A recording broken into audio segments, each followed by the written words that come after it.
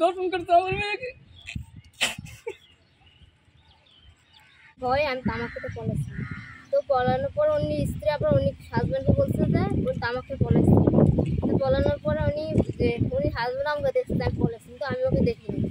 উনি এসে আমাকে বলছে যে তুমি এখানে দাঁড়াও, আমি আসতেছি। উনি ওই তামাকের মুখ ধুয়ে আমাকে নিয়ে ওই তামাক যেটা গভীর তামাক ওইখানে নিয়ে গেছে। মনে করেন 11টা এরকম হয়ে গেছে।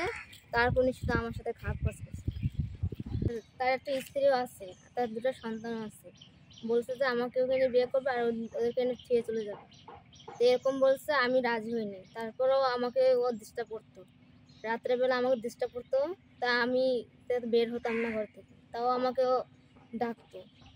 আপনার মেয়ে ওই আমার স্বামীর সাথে যা হওয়া দরকার সব হয়ে গেছে, এতে আমি আগে পিছিয়ে সবই জানি, কিন্তু আমি মুখ খুলি নাই ভয়তে, স্বামীর ভয়তে। এবং রাত্রেও আমার স্বামী আমার পাশে কি থাকে না, উঠে চলে যায়, কিন্তু স্বামীর ভয়তে আমি বলতে পারি না। লাস্ট পর্যায়ে তখন ওই আমাকে যখন বলছে এগুলো, তখন বাজে 1টা থেকে 1:30 দিনের। কথা বলতে বলতে তখন 2:30 3টা বাজে গেছে।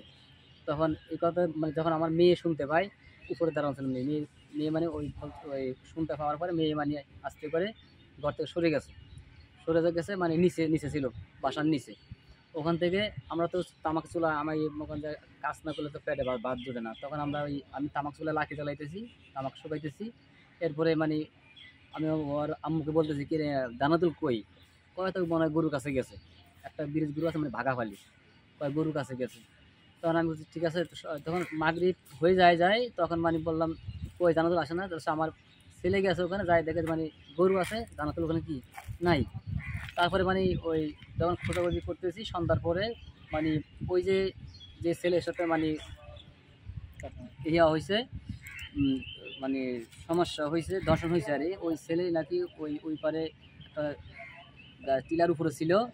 ওখান থেকে মানে সে আমার মেয়েকে মানে ডাক দিছে ওই নিচে নিচে নিচে থেকে ডাক দিয়ে, মানে ওই তামাক খাচ্ছে স্যার।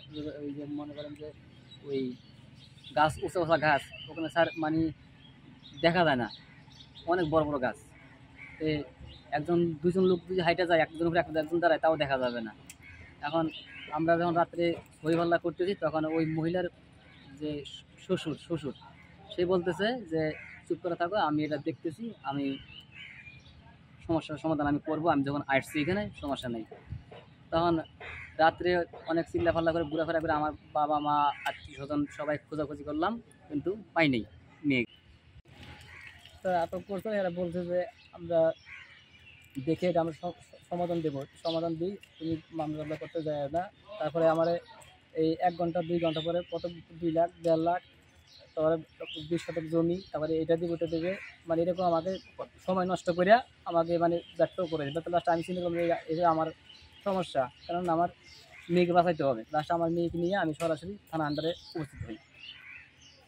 এখন যারা মনে করেন যে সহযোগিতা করছে, মানে আমার মেয়ে আমাকে আমাকে থানায় আসতে দেয় নাই, বা এটা নিয়ে একটু ওই সময় বেশি দেরি করছে, থানায় আসতে দেরি করাইছে আমাকে, তাদের উচিত শিক্ষা দিলে আমি খুশি, এবং যে দর্শন করছে তার জন্য উচিত বিচার হয়।